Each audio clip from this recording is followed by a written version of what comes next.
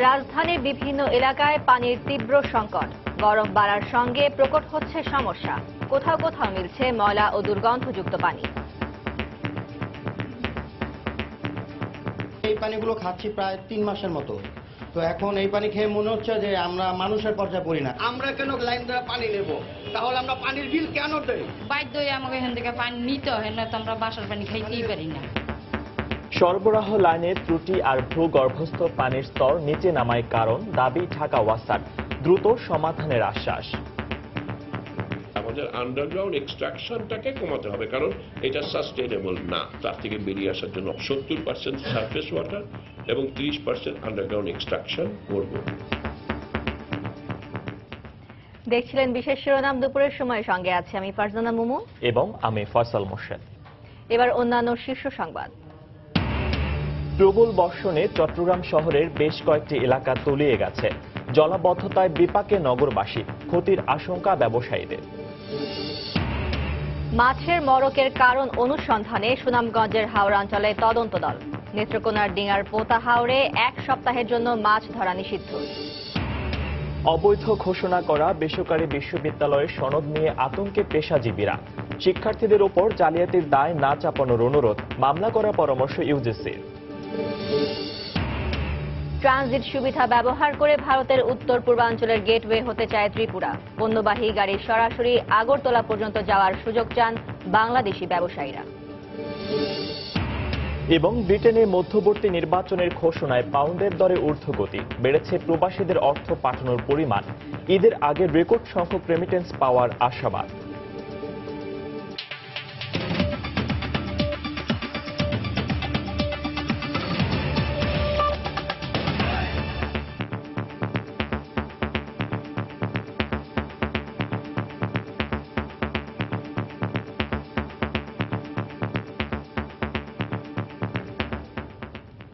সকাল থেকে প্রবল বর্ষণে প্রায় অচল চট্টগ্রামের জনজীবন।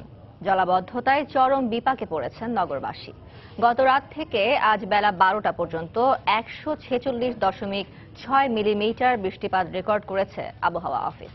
পার্থপ্রতিম বিশ্বাসের পাঠানো তথ্য ও সাখাওয়াত হোসেন টিপুর ছবি নিয়ে ডেস্ক রিপোর্ট। প্রবল বৃষ্টিতে থই থই করছে চট্টগ্রামের বিভিন্ন সড়ক। নগরীর বহদ্দারহাট, মুরাদপুর ও চকবাজার সহ বেশ কয়েকটি এলাকায় সড়ক ডুবে গেছে পানিতে। সকাল থেকে বৃষ্টি হওয়ায় হাঁটু থেকে কোমর পানিতে তলিয়ে গেছে কোনো কোনো সড়ক। এতে যানবাহন চলাচল বন্ধ হয়ে যায়। অল্প কিছু যানবাহন চলাচল করছে, ফলে বিপাকে পড়েছেন নগরবাসী। নির্দিষ্ট গন্তব্যে যেতে বাড়তি ভাড়া গুনতে হচ্ছে তাদের। আর ব্যবসা প্রতিষ্ঠানে পানি ঢুকে পড়ায় ব্যাপক ক্ষতির আশঙ্কা করছেন ব্যবসায়ীরা। আমাদের পুরো মার্কেটটাই ডুবে গেছে। আমাদের 2.5 লাখ হতে 5 লাখ টাকার মাঠ পর্যন্ত শেষ। ফুলতলা ব্রিজ থেকে শুরু করে স্পেশালি হাঁটুর উপরে এর আগে ছিল মোটামুটি, আর কমিউনিকেশন গাড়িটা টোটালি নাই বললেও চলে। বহুত অসুবিধা হইতেছে, ঘরের থেকে বাইরেতে পারি না, রাস্তাঘাটে পানি। পূর্বকোণ অফিস থেকে 2 নম্বর গেট 30 টাকা 50 টাকা একজন পার করতেছেন। কেউ পড়ে যাইতেছে, কেউ আর কি এই গাড়ি আটকে যাইতেছে, এটাই তো আমাদের অসুবিধা। নগরবাসীর অভিযোগ, বর্ষার আগে সিটি কর্পোরেশন খালগুলো খনন না করায় এই জলাবদ্ধতা সৃষ্টি হয়েছে। কুয়াশা আর সিটি কর্পোরেশনের মধ্যে যে সমন্বয় থাকাটা দরকার, ওটার বিরাট একটা গ্যাপ দেখা যাচ্ছে। মেয়র যখন হচ্ছিলেন তখন অনেক বেশি ইয়া করছিলেন, অনেক আশা দিয়েছিলেন যে এই জলবদ্ধতা দূর করবেন, এবং অনেক বড় টাইম দেখছি আমরা যে এই জলবদ্ধতা দূর হবে। কিন্তু প্রতিবারই দেখি যে সামান্য বৃষ্টি পড়লে আমাদের খাটমন ক্রমশ পানি উঠে যায়। আবহাওয়াবিদ জানান, কালবৈশাখী ঝড়ের জন্য বৃষ্টিপাত হচ্ছে। 146.6 মিলিমিটার বৃষ্টি হয়েছে আমাদের রেকর্ডে। তো এটা কালবৈশাখী ঝড়ের জন্য হচ্ছে বৃষ্টি। আগামী দিন পর্যন্ত এরকম হালকা বা মাঝারি ধরনের বৃষ্টিপাত আরো হওয়ার সম্ভাবনা রয়েছে। শনিবারও বৃষ্টি হওয়ার সম্ভাবনা আছে বলে জানিয়েছে আবহাওয়া অফিস। সময় সংবাদ, চট্টগ্রাম। এই মুহূর্তে চট্টগ্রাম নগরীর 16 শহর 2 নম্বর গেট এলাকায় রয়েছেন সহকর্মী পার্থপ্রতিম বিশ্বাস। সরাসরি চলে যাচ্ছে তার কাছে। পার্থ। ধন্যবাদ ফয়সাল। আজকে সকাল থেকে আমরা যেমনটি দেখছি বন্দরনগরী চট্টগ্রামে কিন্তু সকাল থেকে মুষলধারে বৃষ্টি পড়ছে, কখনো থেমে থেমে বৃষ্টি হচ্ছে বা কখনো মুষলধারে বৃষ্টি হচ্ছে। তবে সেক্ষেত্রে বৃষ্টি হওয়ার সাথে সাথে আমরা দেখেছি চট্টগ্রামের যে বিভিন্ন জায়গাগুলো রয়েছে, বদ্দারহাট, 2 নম্বর গেট, চকবাজার, সব জায়গায় কিন্তু জলাবদ্ধতার সৃষ্টি হয়েছে। তো সেক্ষেত্রে আমরা এখন আছি 2 নম্বর গেট এলাকায়। তো সেক্ষেত্রে সকালে যেরকম পানি ছিল এই মুহূর্তে যেহেতু বৃষ্টি কিছুটা কম পড়ছে এই কারণে পানিও কিছুটা কমে গেছে। তারপরেও আমরা দেখেছি নগরীর বিভিন্ন জায়গাগুলোতে কিন্তু এখনো পানি জমাট বেঁধে আছে। এক্ষেত্রে নগরীর যেসব বড় বড় সড়ক রয়েছে, বিশেষ করে বদ্দারহাট, মুরাদপুর, জিএসির মোড়, চকবাজার, সেখানে কিন্তু প্রচুর পানি দেখেছি। এছাড়া নগরীর যেসব অলিগলি রয়েছে সেখানেও কিন্তু আমরা পানির জমাট বেঁধে থাকতে দেখেছি। তো সাধারণ মানুষজন যারা রয়েছে তাদের কিন্তু আজকে আমরা দেখেছি তারা চরম ভোগান্তিতে পড়েছে। বিশেষ করে আজকে শুক্রবার হওয়ার পরও যারা ঘর থেকে বের হয়েছেন তাদেরকে চরম ভোগান্তিতে পড়তে হয়েছে। যারা বিদেশের বিভিন্ন জায়গা থেকে এসেছেন গাড়ি না পেয়ে তাদেরকে চরম ভোগান্তিতে পড়তে আমরা দেখেছি। সেক্ষেত্রে তারা বলছেন এখানে চট্টগ্রামের 41টি ওয়ার্ডে প্রায় 16টির মতো খাল রয়েছে। বর্ষার আগেই কিন্তু এই খালগুলো খনন করা হয়, কিন্তু এবার তারা বলছে সিটি কর্পোরেশনের পক্ষ থেকে যেমন সেই খালগুলো কোনো খনন করা হয়নি, সেই নালা যেমন পরিষ্কার করা হয়নি, সেই কারণেই কিন্তু সামান্য বৃষ্টি হলেই চট্টগ্রামে জলাবদ্ধতার সৃষ্টি হচ্ছে। সেক্ষেত্রে সিটি কর্পোরেশনের পক্ষ থেকে যদি এই নালাগুলো খনন করা হতো, চট্টগ্রামের যে খালগুলো রয়েছে, যে খালগুলোতে কর্ণফুলী নদীর পানি প্রবাহিত হয়, সেই খালগুলো যদি খনন করা হতো তাহলে কিন্তু আজকের যে জলাবদ্ধতা, আজকের যে জনদুর্ভোগ, সেই জনদুর্ভোগ থেকে চট্টগ্রামবাসী অনেকটাই রেহাই পেত, এমনটি তারা আমাদেরকে জানিয়েছে। তারপরে তারা বলছে যেহেতু সামনে আরো বৃষ্টি হবে, বর্ষা আসছে, এখনই যদি চট্টগ্রাম সিটি কর্পোরেশনের মেয়র একটি উদ্যোগ নেয়, সেক্ষেত্রে তারা যদি এই যে খালগুলো খনন করে তাহলে কিন্তু সামনের দিনগুলোতে জলাবদ্ধতা হবে না, এমনটি আশা করছেন নগরবাসী। তো এই ছিল আমার কাছে নগরীর 2 নম্বর গেট এলাকা থেকে জলজটের সর্বশেষ খবর। ফয়সাল। সহকর্মী পার্থপ্রতিম বিশ্বাস সরাসরি যোগ দিয়েছিলেন চট্টগ্রাম নগরীর 16 শহর 2 নম্বর গেট এলাকা থেকে। তিনি জানাচ্ছিলেন প্রবল বৃষ্টিপাতের কারণে সেখানে সৃষ্ট জলাবদ্ধতার সবশেষ খবর। যাচ্ছি পরের প্রসঙ্গে। রাজধানীর বিভিন্ন এলাকায় দীর্ঘদিন ধরে চলছে পানির তীব্র সংকট। গরমের সঙ্গে পাল্লা দিয়ে আরো ভয়াবহ হচ্ছে সেই সংকট। বেশিরভাগ এলাকাতেই দিনে পানির দেখা মিলছে মাত্র 2-1 বার, আবার কোথাও বা পানির সঙ্গে দুর্গন্ধ আর ময়লা থাকায় দুর্বিষহ হয়ে উঠছে নগর জীবন। সরবরাহ লাইনের ত্রুটি আর ভূগর্ভস্থ পানির স্তর নিচে নেমে যাওয়াকেই সংকটের কারণ বলছে ঢাকা ওয়াসা। শিগগিরই পানির সংকট সমাধানের আশ্বাস দিয়েছেন তারা। ফারুক ভূঁইয়া রবিনের রিপোর্ট। রাজধানীর মুগদায় ওয়াসার এই পানির পাম্পে মানুষের সার্বক্ষণিক ভিড়ই যেন নগরীর পানি সংকটের প্রতীকী রূপ। বাসায় নেই পানি, তাই ওয়াসার পাম্পে ছুটতে হচ্ছে নগরবাসীকে। আমরা কেন লাইন ধরে পানি নেব? তাহলে আমরা পানির বিল কেন দেই? কিনে নিয়ে খাইতে পারি গরিব মানুষে, আমাকে অসুবিধা না মনে করেন না, আমাকে কি বাধ্য হয়ে আমাকে এখান থেকে পানি নিতে হয়। রাজধানীর মগবাজার, মধুবাগ, মিরবাগ, খিলগাঁও, আশকোনা, পুরান ঢাকার বিভিন্ন এলাকায় কয়েক মাস ধরেই চলছে পানির সংকট। আর গ্রীষ্মকাল আসার পর নতুন করে সংকট দেখা দিয়েছে মিরপুর, মোহাম্মদপুর, নাখালপাড়া সহ আরো কয়েকটি এলাকায়। অধিকাংশ এলাকায় পানির দেখা মিলছে দিনে মাত্র 2-1 বার। আবার দুর্গন্ধময় ও ময়লাযুক্ত হওয়ায় সেই পানিও ব্যবহারের অনুপযোগী। নগরবাসীর অভিযোগ, কর্তৃপক্ষকে বারবার জানানো হলেও মিলছে না সমাধান। থালা বাসন ধুতে পারি না, এই যে থালা বাসনের অবস্থা, একবেলা ধুইতে একবেলা ধোয়া হয় না, তারপর হচ্ছে রান্না বান্না হয় না। এই পানিগুলো খাচ্ছি প্রায় 3 মাসের মতো। তো এখন এই পানি খেয়ে মনে হচ্ছে যে আমরা মানুষের পর্যায়ে পড়ি না। যখনই যেই যায় তখনই বলে যে 10 দিন 12 দিন, কিন্তু 10 দিন 12 দিন ওদের আর শেষ হচ্ছে না। রাজধানীর পানি সরবরাহকারী প্রতিষ্ঠান ঢাকা ওয়াসা বলছে 230 কোটি লিটার পানির চাহিদার বিপরীতে 245 কোটি লিটার উৎপাদন সক্ষমতা থাকলেও সরবরাহ লাইনের ত্রুটি আর ভূগর্ভে পানির স্তর নিচে নেমে যাওয়াই সংকটের কারণ। কর্তৃপক্ষ জানিয়েছে সংকট নিরসনে সংস্কার করা হবে পানির সব লাইন, আর দীর্ঘমেয়াদে পানির টেকসই ব্যবস্থাপনা নিশ্চিত করতে হাতে নেওয়া হয়েছে প্রায় 14,000 কোটি টাকা ব্যয়ে 3টি বৃহৎ প্রকল্প। এগুলো হচ্ছে যশোলদিয়া, গন্ধবপুর ও সায়েদাবাদ তৃতীয় ধাপ পানি শোধনাগার প্রকল্প। এই যে প্রবলেমটা হয় সেটা মূল কারণই হচ্ছে যে আমাদের আন্ডারগ্রাউন্ড এক্সট্রাকশনটাকে কমাতে হবে, কারণ এটা সাস্টেনেবল না। আমরা কিন্তু তার থেকে বেরিয়ে আসার জন্য 70% সারফেস ওয়াটার এবং 30% আন্ডারগ্রাউন্ড এক্সট্রাকশন করব। তখনই এই যে সমস্যা যেটা সেটা থেকে আমরা পরিত্রাণ পাবো। ঢাকার অনেক বস্তিতেই রয়েছে পানির অবৈধ সংযোগ। চলতি বছরের মধ্যেই শতভাগ বস্তিকে বৈধ পানি সেবার আওতায় নেওয়া হবে বলেও জানিয়েছে কর্তৃপক্ষ। ফারুক ভূঁইয়া রবিন, সময় সংবাদ, ঢাকা। মাছের মড়কের কারণ অনুসন্ধানে সুনামগঞ্জের হাওড়া অঞ্চলে কাজ শুরু করেছেন বাংলাদেশ মৎস্য গবেষণা ইনস্টিটিউটের 3 সদস্যের তদন্ত দল। প্রবল বৃষ্টি ও পাহাড়ি ঢলে ফসল, মাছ ও হাঁসের ব্যাপক ক্ষতি হওয়ার পর 1 সপ্তাহের জন্য হাওড়া অঞ্চলে মাছ ধরা নিষিদ্ধ করেছে জেলা প্রশাসন। সুনামগঞ্জ থেকে ইকরামুল কবিরের পাঠানো তথ্য ও ছবি নিয়ে ডেস্ক রিপোর্ট। শুক্রবার সকালে সুনামগঞ্জের তাহিরপুরের করচা ও মাটিয়ান হাওর সহ বেশ কয়েকটি হাওর পরিদর্শন করেন বাংলাদেশ মৎস্য গবেষণা ইনস্টিটিউটের মুখ্য বৈজ্ঞানিক কর্মকর্তার নেতৃত্বে 3 সদস্যের তদন্ত দল। এ সময় হাওরের পানি সংগ্রহ করে ভৌত রাসায়নিক গুণাগুণের প্রাথমিক পরীক্ষা করেন বিজ্ঞানীরা। পানিতে অক্সিজেন সহ অন্যান্য রাসায়নিক উপাদান পর্যাপ্ত নেই বলে জানান তারা। পানি বেশি পচনের ফলে কিন্তু অক্সিজেনের ঘাটতি হয় এবং এখানে অ্যাসিডিক পানি তৈরি হয়। আমরা লক্ষ্য করেছি যে এখানে হাঁস মারা গেছে, পাখি মারা গেছে। কাজেই এখানে যে কারণে ইতিমধ্যেই সিদ্ধান্ত হয়েছে যে আমাদের এই মুহূর্তে বোধহয় হাওরের মাছ খাওয়াটা সঠিক হবে না। জেলা প্রশাসক জানান ক্ষতিগ্রস্তদের সরকারি সহায়তা দেয়া হচ্ছে। 660 মেট্রিক টন চাল দিয়েছি, জিআর বিভিন্ন উপজেলায় ভাগ করে দিয়েছি, যেটা দেওয়া হয়েছে, এবং 26 লক্ষ টাকা দিয়েছি আর 155 টিন। এদিকে প্রথমে ফসলের ক্ষতি, পরে মাছ ও হাঁস মুরগির মরক দেখা দেয় দিশেহারা হয়ে পড়েছেন হাওড় অঞ্চলের কৃষক। আমরা বাঁচবো কিভাবে, এইটাই হলো বড় সমস্যা। বড় ধান কোনো ফসলই নেই। আমরা মাছ ধরে কিভাবে খাইবো, কিভাবে কি করবো? আপনি তো সব মাছ মরিতেছে গা। আমাদের দাবি যেন সুনামগঞ্জ ডিস্ট্রিক্টকে দুর্যোগ এরিয়া ঘোষণা করে সরকারের কাছে আকুল আবেদন। পাহাড়ি ঢল আর প্রবল বর্ষণে সুনামগঞ্জের হাওড় অঞ্চলের 1.5 লক্ষাধিক হেক্টর জমির কাঁচা ধান তলিয়ে যায়। মৎস্য বিভাগের তথ্য মতে এখন পর্যন্ত 20টি হাওরে 43 মেট্রিক টন মাছ মরে গেছে। সময় সংবাদ, সুনামগঞ্জ। এদিকে প্রবল বৃষ্টি ও পাহাড়ি ঢলে ফসল, মাছের ব্যাপক ক্ষতি হওয়া নেত্রকোনার ডিঙাপোতা হাওরেও 1 সপ্তাহের জন্য মাছ ধরা নিষিদ্ধ করেছে জেলা প্রশাসন। এই মুহূর্তে সুনামগঞ্জের তাহিরপুর হাওর অঞ্চলে আছেন সহকর্মী ইকরামুল কবির। সরাসরি চলে যাচ্ছি তার কাছে। ইকরাম। ধন্যবাদ। আমি এখন দাঁড়িয়ে আছি তাহিরপুর বাজারে। আপনাকে একটু যদি বলি, সুনামগঞ্জের এই তাহিরপুর বাজারটি হচ্ছে গিয়ে মিঠা পানির মাছের একটি বড় ধরনের আড়ত এখানে আছে, যেখান থেকে সারা দেশে মিঠা পানির মাছ সরবরাহ করা হয়ে থাকে। আমি যেটা একটু দেখাতে চাচ্ছি আপনাকে, যদি দেখেন আপনি এখানে যে পাঙ্গাস মাছগুলো যেগুলো আছে, এগুলো হচ্ছে গিয়ে পুকুরের মাছ এবং অর্থাৎ ফিশারিজের মাছ এখানে আছে।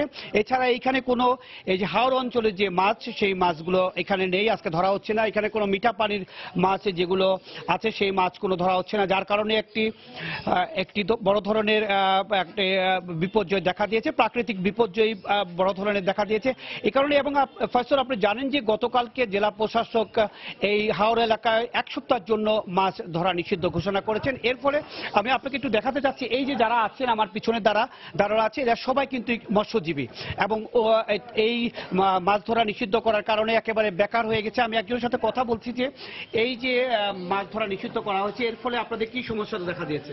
সমস্যা বলতে আমরা মাছ মারতেও পারি না, প্লাস মাছ মারিয়া বাজারে আনলে পরে বেচতেও পারি না। যারা মাছ বিক্রি করে ওরা কিনেও না, কারণ মানুষে নাকি মাছ কিনা খায় না, নিষেধ দিয়েছে সরকারের তরফ থেকে যে মাছ খাওয়া যাবে না। কারণ আমরা খুব বিপদে আছি, কি করে চলবো, কিভাবে খাবো সেই নিয়ে চিন্তা করতে। ফয়সল, এই যে এই সুনামগঞ্জের 11টি উপজেলার প্রায় প্রত্যেকটি উপজেলায় ক্ষতিগ্রস্ত হয়েছে, প্রায় ফলে 3 লাখ কৃষক ক্ষতিগ্রস্ত হয়েছে, পাশাপাশি প্রায় 2.5 লাখ মৎস্যজীবী ক্ষতিগ্রস্ত হয়েছে। এই ক্ষতি পোষণের জন্য প্রশাসনের পক্ষ থেকে ব্যাপক প্রস্তুতি নেওয়া হচ্ছে, রিলিফ দেওয়া হচ্ছে, বিভিন্ন ত্রাণ দেওয়া হচ্ছে, নগদ অর্থ দেওয়া হচ্ছে। সবকিছু মিলিয়ে প্রশাসনের পক্ষ থেকে এই প্রাকৃতিক বিপর্যয় কাটিয়ে ওঠার জন্য সকল ধরনের প্রস্তুতি নেওয়া হচ্ছে, এই ধরনের আশ্বাস দিয়েছেন আমাকে সুনামগঞ্জের জেলা প্রশাসক। ফয়সল, এই ছিল সুনামগঞ্জ এলাকার প্রাকৃতিক বিপর্যয়ের সর্বশেষ খবর। সুনামগঞ্জের তাহিরপুর হাওর অঞ্চল থেকে আমাদের সাথে সরাসরি যোগ দিয়েছিলেন সহকর্মী ইকরামুল কবির। তিনি জানাচ্ছিলেন সেখানে সৃষ্টি হওয়া সংকটের সবশেষ খবর। দুপুরের সময় আরো থাকছে মংলা সমুদ্র বন্দরে কন্টেইনার জাহাজের সংকট, চট্টগ্রাম বন্দরে ব্যবহারের কারণে বাড়ছে খরচ, হয়রানির শিকার খুলনার রপ্তানিকারকরা। এবং ঝালকাঠিতে সহপাঠী ও শিক্ষার্থীদের কাছে এখন অনুকরণীয় দৃষ্টান্ত বিশ্বনন্দিত শারমিন। নারী নির্যাতন ও বাল্যবিবাহের বিরুদ্ধে কাজ করার অঙ্গীকার।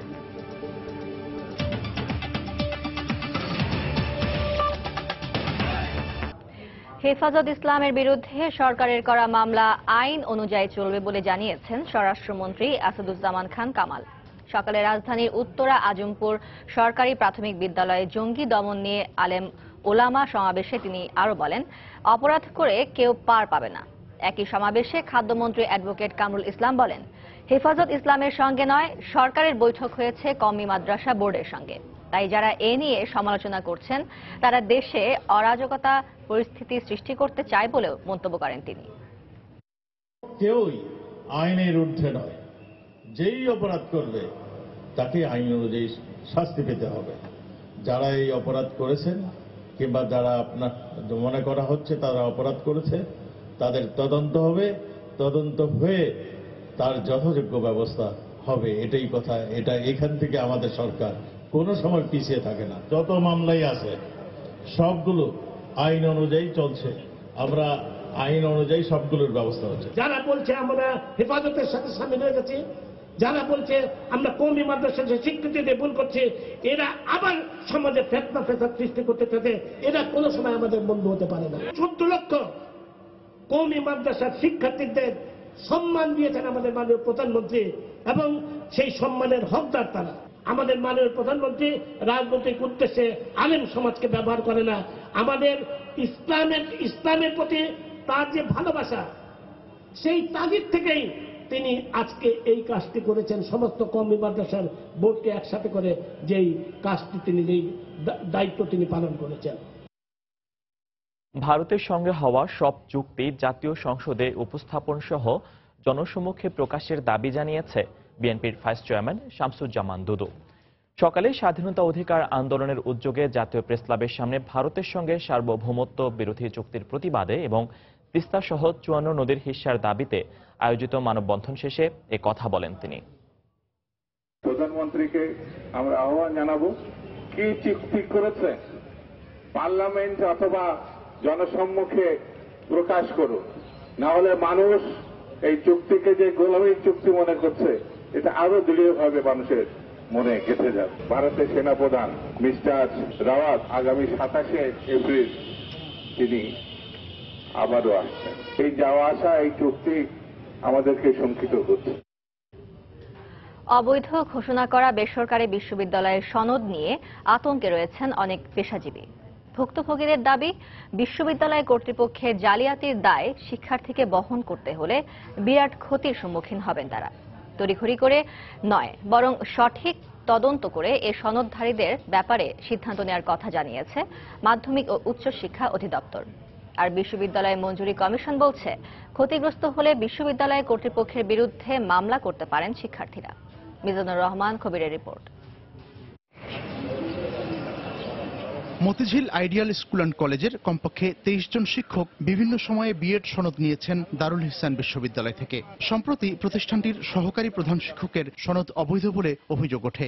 এর প্রেক্ষিতে তদন্তে নামে মাধ্যমিক ও উচ্চশিক্ষা অধিদপ্তর। তদন্ত রিপোর্ট পরবর্তী ব্যবস্থা গ্রহণের জন্য মন্ত্রণালয় প্রেরণ করেছি। অভিযুক্ত শিক্ষকের দাবি, সাভারের গণকবাড়ির মূল ক্যাম্পাস থেকে সনদ নিলেও তদন্ত করা হয়েছে ধানমন্ডি ক্যাম্পাসের ঠিকানায়। তাই পুনঃতদন্তের আবেদন করেছেন তিনি। সংশ্লিষ্ট শাখায় তদন্ত না করার বিষয়টি নিয়ে আতঙ্কিত অন্য শিক্ষকরাও। কর্মকর্তা যখন কাগজপত্র নেন তখন আমি ওনাকে বললাম, যখন আমরা ভর্তি হই তখন তারা আমাদের মহামান্য হাইকোর্টের রিটের স্থগিতাদেশ দেখিয়েছিলেন। ওই স্থগিতাদেশের ভিত্তিতে ওনারা আমাদের পরীক্ষা নিয়েছিলেন, সার্টিফিকেট দিয়েছিলেন। তারা যদি হঠাৎ করে দেখে যে তাদের এই সার্টিফিকেট নিয়ে প্রশ্নের সম্মুখীন হচ্ছে, তখন তারা আসলে চিন্তিত হয়ে পড়ে। আদালতের নির্দেশে কার্যক্রম বন্ধ হওয়া দারুল ইহসান বিশ্ববিদ্যালয়ের গণকবাড়ি শাখার সাবেক কর্মকর্তারা জানান, তাদের দেয়া সনদের ব্যাপারে প্রায়ই তদন্তে আসে বিভিন্ন প্রতিষ্ঠান। ভেরিফিকেশনের জন্য আমাদের এখানে একটা চিঠি পাঠায়, আমরা সেই চিঠি আমাদের রেকর্ডপত্র দেখে আমরা চিঠির উত্তর দিয়ে দিব, এবং এই জন্য চিঠি আমাদের কাছে অহরহ আসছে, আমরা উত্তরও দিচ্ছি। মাধ্যমিক ও উচ্চশিক্ষা অধিদপ্তর জানায়, সম্প্রতি বন্ধ হওয়া প্রতিষ্ঠানের সনদের ব্যাপারে মন্ত্রণালয়ের নির্দেশ পালন করবেন তারা। রুটি রুজির বিষয়, আবার জাল সনদের রুটি রুজি, এটাও সমর্থন করা যায় না। ফলে বিষয়গুলো আরো ভাবনার বিষয়। লিস্ট তৈরি করে তারপরে আমরা মন্ত্রণালয়ের কাছে পরামর্শ চাইব, আদেশ চাইব। যে কোনো নাগরিক কোন একটা জায়গায় গিয়ে যদি প্রতারিত হয়, সে তো ক্ষতিপূরণের মামলা করতেই পারে, সে বিশ্ববিদ্যালয় কর্তৃপক্ষের বিরুদ্ধে করতে পারে। সংশ্লিষ্টদের দাবি, 2011 সাল পর্যন্ত নেওয়া সনদ সঠিক রয়েছে বলে জানিয়েছিল শিক্ষা মন্ত্রণালয়। অন্তত সে সিদ্ধান্ত বিবেচনার দাবি জানিয়েছেন সনদধারী পেশাজীবীরা। মিজানুর রহমান কবির, সময় সংবাদ, ঢাকা। বাংলাদেশের ট্রানজিট সুবিধা ব্যবহার করে ভারতের উত্তর পূর্বাঞ্চলের অর্থনৈতিক প্রবেশদ্বার বা গেটওয়ে হতে চায় ত্রিপুরা। সেক্ষেত্রে আগরতলার সঙ্গে বাংলাদেশের যোগাযোগ ব্যবস্থার যত উন্নয়ন ঘটবে ততই ব্যবসার প্রসার হবে বলে মনে করেন ত্রিপুরার মুখ্যমন্ত্রী। অন্যদিকে পণ্যবাহী গাড়ি সরাসরি ত্রিপুরা পর্যন্ত নিয়ে যাওয়ার সুযোগ চান বাংলাদেশি ব্যবসায়ীরা। ত্রিপুরা ঘুরে এসে বিস্তারিত জানাচ্ছেন পার্থপ্রতিম বিশ্বাস।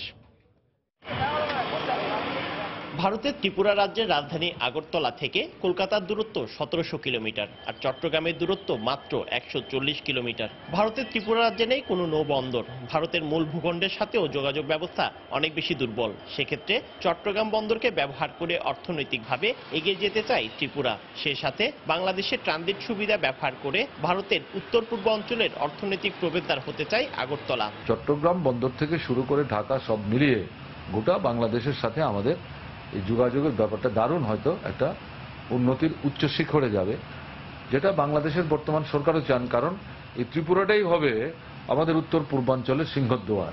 ত্রিপুরা চেম্বার অব কমার্সের পরিসংখ্যান অনুযায়ী 2016 সালে বাংলাদেশ ত্রিপুরায় 383 কোটি টাকার পণ্য রপ্তানি করে। ত্রিপুরা বাংলাদেশে রপ্তানি করেছে 1 কোটি টাকারও কম।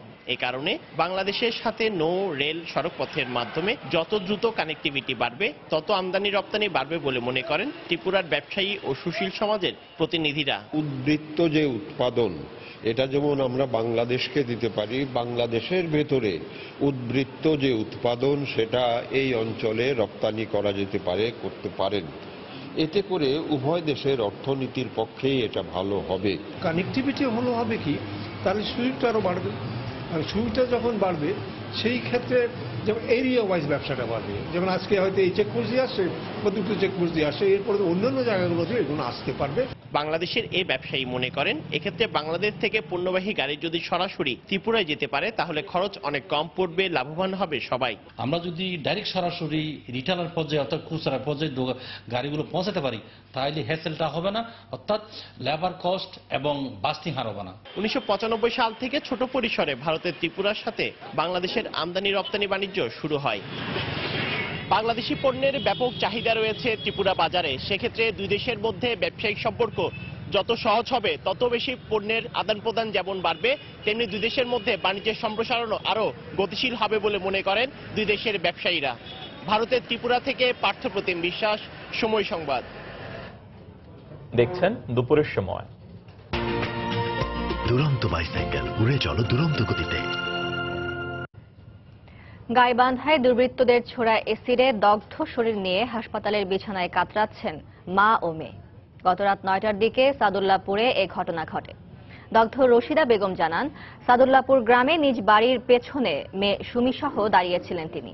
এ সময় অন্ধকারে একদল দুর্বৃত্ত তাদের উপর এসিড ছুড়ে দ্রুত পালিয়ে যায়। আশপাশের মানুষ ছুটে এসে দুজনকে উদ্ধার করে পলাশবাড়ি স্বাস্থ্য কমপ্লেক্সে ভর্তি করেন। এদিকে প্রতিবেশীর সঙ্গে জমিজমা সংক্রান্ত বিরোধের জের ধরে এই ঘটনা ঘটতে পারে বলে প্রাথমিকভাবে ধারণা করছেন দগ্ধরা। এই ঘটনায় এখনো মামলা হয়নি, তবে জড়িতদের আটকের চেষ্টা বলে জানিয়েছে পুলিশ।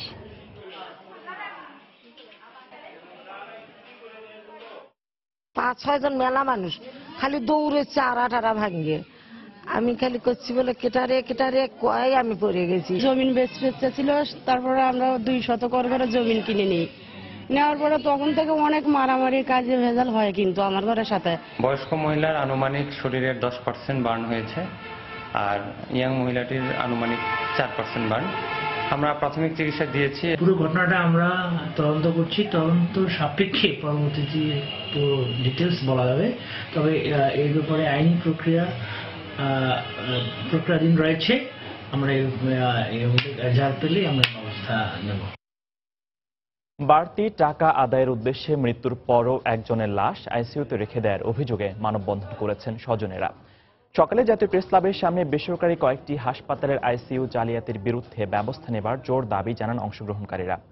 মাংসপেশি সংকুচিত হওয়ার মতো দুরারোগ্য রোগে আক্রান্ত হয়ে মারা যাওয়া শুভ উদ্দিনের বাবা জানান, দীর্ঘদিন ধরে অসুস্থ থাকা শুভর অবস্থার অবনতি হলে তাকে মহাখালীর আয়েশা মেমোরিয়াল হাসপাতালে আইসিইউতে রাখা হয়। নাম প্রকাশে অনিচ্ছুক হাসপাতালের স্টাফ গত 16 এপ্রিল শুভর মৃত্যুর কথা নিশ্চিত করলেও হাসপাতাল কর্তৃপক্ষ তা অস্বীকার করেন।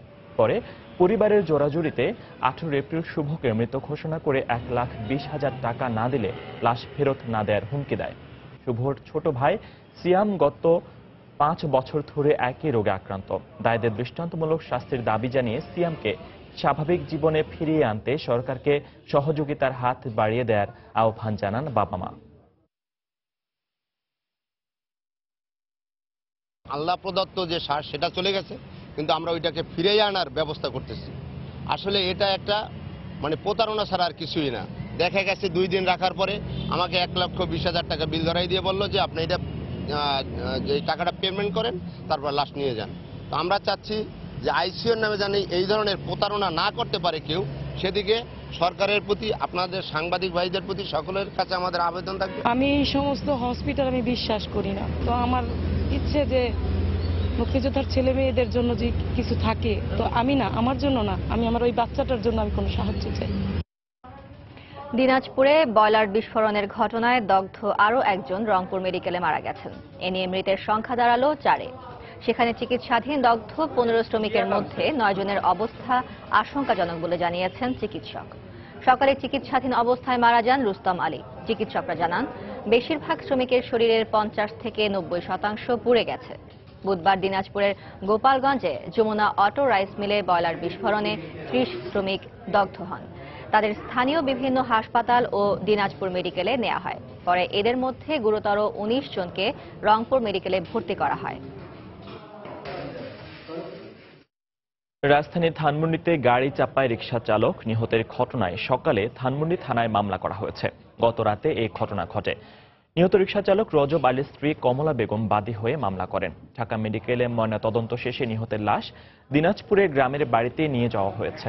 পুলিশ জানায়, গত রাতে বেপরোয়া গতিতে উল্টো দিক থেকে আসা একটি মার্সিডিজ বেঞ্চ রাস্তার পাশে চায়ের দোকানে থাকা রিকশা চালক রজব আলীকে চাপা দেয়। এ সময় পালাতে গেলে স্থানীয় জনতা চালককে ধরে গণপিটুনি দিয়ে পুলিশে সোপর্দ করেন। পরে আহত রজব আলীকে স্থানীয় একটি হাসপাতালে নিয়ে গেলে কর্তব্যরত চিকিৎসক তাকে মৃত ঘোষণা করেন। গাড়িটির মালিক কাজী সাদ্দাম শাহনেওয়াজ মদ্যপ অবস্থায় গাড়িটি চালাচ্ছিল বলে ধারণা করছে পুলিশ। পুলিশ রাতেই গাড়িটি ঘটনাস্থল থেকে জব্দ করেছে। ধানমন্ডি 7 নম্বর রোডে কিডনি জেনারেল হসপিটালের সামনে জনক রিক্সা চালক রিক্সা রেখে চা খেতেছিল। তারে আকস্মিকভাবে অন্য একটি গাড়ি বেপরোয়াভাবে চালাইয়া তাকে চাপা দেয়। তখন পথচারীরা বিষয়টি দেখে গুরুতর অবস্থায় রিক্সাওয়ালাকে উদ্ধার করে গ্রিন লাইফ হসপিটালে নিয়ে যায় এবং এই গাড়ি সহ গাড়ির চালককে আটক করে। আমরা যথারীতি সুরতাল রিপোর্ট তৈরি করেছি। সে যে নেশাগ্রস্ত ছিল এরকম অনুমেয় আমরা ধারণা করছি। দুপুরের সময় আরও থাকছে, প্রেসিডেন্ট নির্বাচনের 2 দিন আগে প্যারিসে সন্ত্রাসী হামলায় এক পুলিশ কর্মকর্তা নিহত। পাল্টা গুলিতে মৃত্যু হামলাকারীর, আইএসের দায় স্বীকার।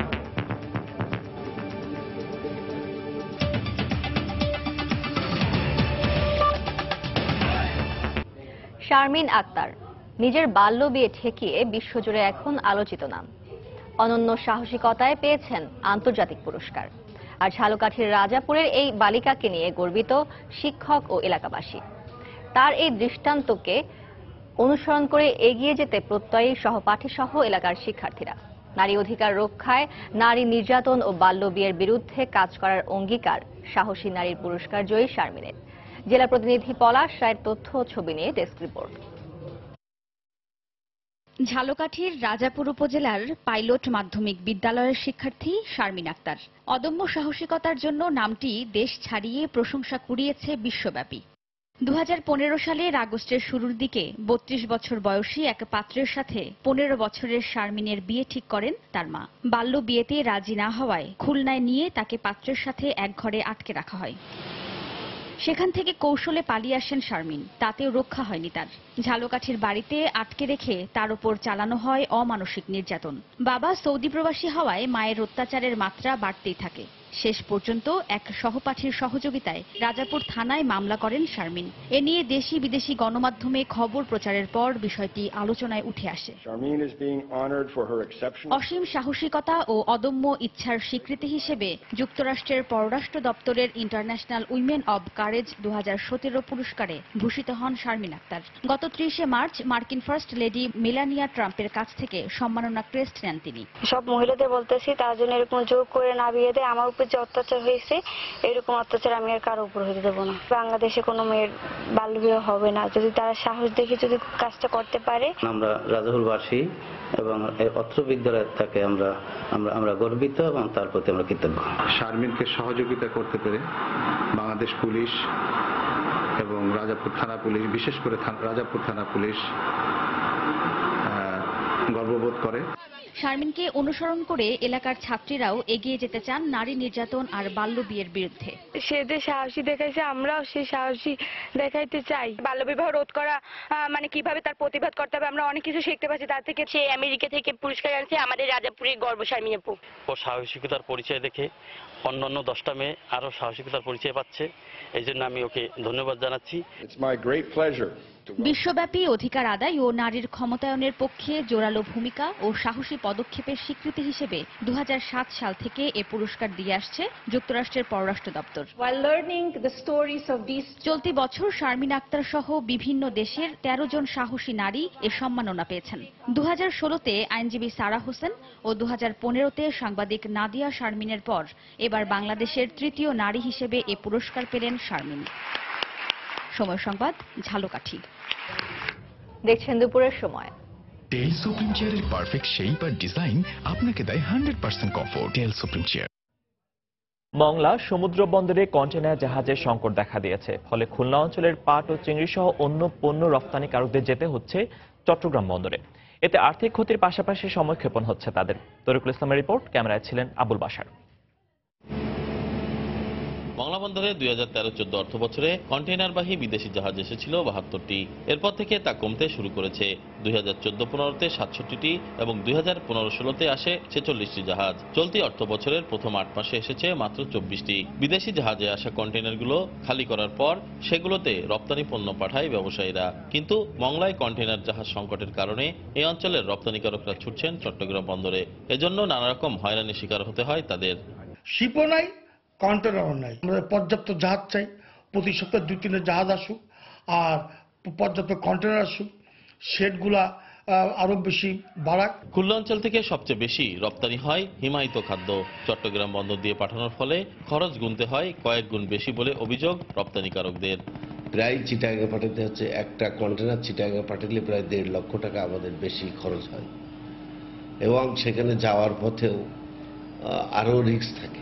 ড্রেজিংয়ের মাধ্যমে মংলা বন্দরকে আরও নাব্যতা সৃষ্টি করা এবং এখানে প্রতি মাসে কমপক্ষে 3 থেকে 4টা কন্টেনারবাহী জাহাজ যাতে আসতে পারে সে ব্যবস্থা করা।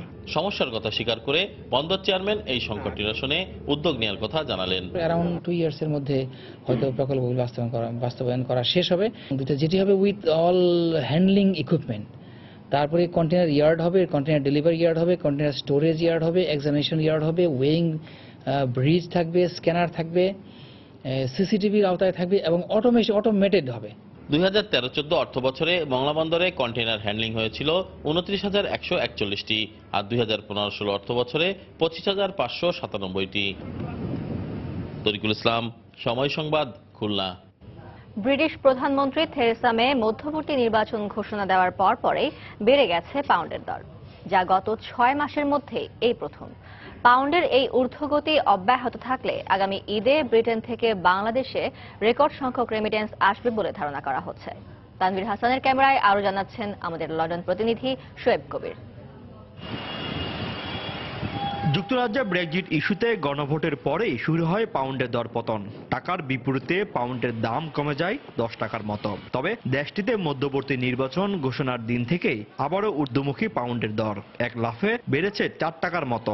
পাউন্ডের যে পরিমাণ দরপতন হয়েছিল সেটা কিন্তু আমাদের জন্য খুবই ভয়াবহ আকার ধারণ করছিল। সাডেনলি পাউন্ডটাও অনেক আপ হয়ে গেছে এবং সেটা কিন্তু আমাদের জন্য খুবই ভালো। যদি এইটা আগামী এই রমজান মাস পর্যন্ত থাকে তাহলে এখান থেকে কিন্তু হিউজ রিমিটেন্স যাবে আমাদের দেশে। পাউন্ডের বিপরীতে টাকার দর বেড়ে যাওয়ায় রেমিটেন্স পাঠাতে এক্সচেঞ্জ হাউসগুলোতে ভিড় বেড়েছে প্রবাসীদের। এতদিন টাকার রেট খুব কম ছিল, তাই আমরা টাকা পাঠানোতে আগ্রহী ছিলাম না। এখন টাকার রেট বাড়তেছে, তাই আমরা রেগুলার পাঠাবো ইনশাল্লাহ। এই রেটটা যদি অব্যাহত থাকে আমরা আরো বেশি করে পাঠাতে সক্ষম হব। এতে আশার আলো দেখছেন রেমিটেন্স পাঠাতে সহায়তাকারী প্রতিষ্ঠানগুলো। রেমিটেন্স বিজনেস নির্ভর করে টাকার মানের উপরে।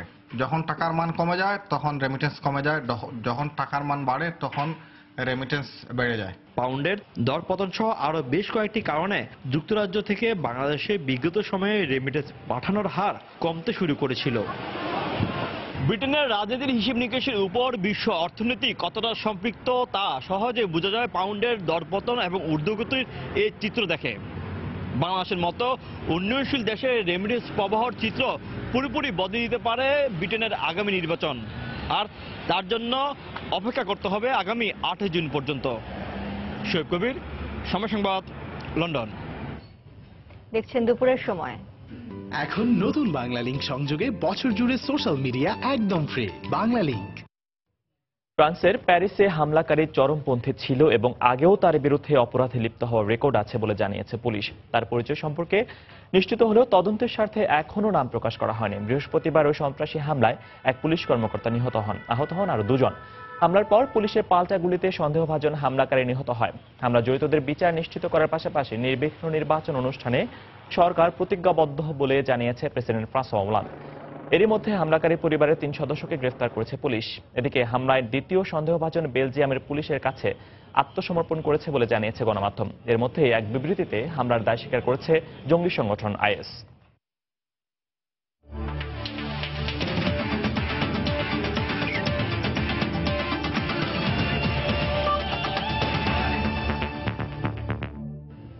আইপিএল এর খবর। নিজেদের ষষ্ঠ ম্যাচে আজ গুজরাট লায়ন্সের বিপক্ষে মাঠে নামবে সাকিবের কলকাতা নাইট রাইডার্স। ইডেন গার্ডেন্সে ম্যাচটি শুরু হবে বাংলাদেশ সময় আজ রাত 8:30টায়। 5 ম্যাচে 4টিতে জিতে 8 পয়েন্ট নিয়ে টেবিলে দ্বিতীয় স্থানে থাকা কেকেআর খুব একটা অস্বস্তিতে নেই। আসরে মুম্বাইয়ের বিপক্ষে একটি ম্যাচ ছাড়া আর কোনো ম্যাচে এখন পর্যন্ত হারেনি সাকিবের দল। সবশেষ ম্যাচেও দিল্লির বিপক্ষে জয় পেয়েছে তারা, যদিও এই ম্যাচে সাকিবের খেলা নিয়ে বেশ সংশয় রয়েছে। বিখ্যাত ইডেন গার্ডেনে ম্যাচ হওয়ায় একটু বাড়তি উন্মাদনা ম্যাচের আগে কিন্তু থাকছে।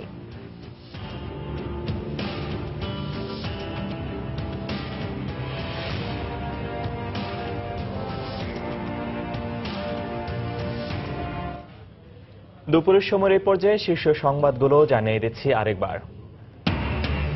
প্রবল বর্ষণে চট্টগ্রাম শহরের বেশ কয়েকটি এলাকা তলিয়ে গেছে। জলাবদ্ধতায় বিপাকে নগরবাসী, ক্ষতির আশঙ্কা ব্যবসায়ীদের। রাজধানীর বিভিন্ন এলাকায় পানির তীব্র সংকট। গরম বাড়ার সঙ্গে প্রকট হচ্ছে সমস্যা। কোথাও কোথাও মিলছে ময়লা ও দুর্গন্ধযুক্ত পানি। দ্রুত সমাধানের আশ্বাস ওয়াসার। মাছের মড়কের কারণ অনুসন্ধানে সুনামগঞ্জের হাওড়া অঞ্চলের তদন্ত দল। নেত্রকোনার ডিঙার পোতা হাওরে 1 সপ্তাহের জন্য মাছ ধরা নিষিদ্ধ। অবৈধ ঘোষণা করা বেসরকারি বিশ্ববিদ্যালয়ের সনদ নিয়ে আতঙ্কে পেশাজীবীরা। শিক্ষার্থীদের ওপর জালিয়াতির দায় না চাপানোর অনুরোধ, মামলা করার পরামর্শ ইউজিসি। এবং ট্রানজিট সুবিধা ব্যবহার করে ভারতের উত্তর পূর্বাঞ্চলের গেটওয়ে হতে চায় ত্রিপুরা। পণ্যবাহী গাড়ি সরাসরি আগরতলা পর্যন্ত যাওয়ার সুযোগ চান বাংলাদেশি ব্যবসায়ীরা। এই ছিল দুপুরের সময়। যে কোনো খবর পেতে ভিজিট করুন সময় নিউজ.টিভি আর সঙ্গে থাকুন সময়।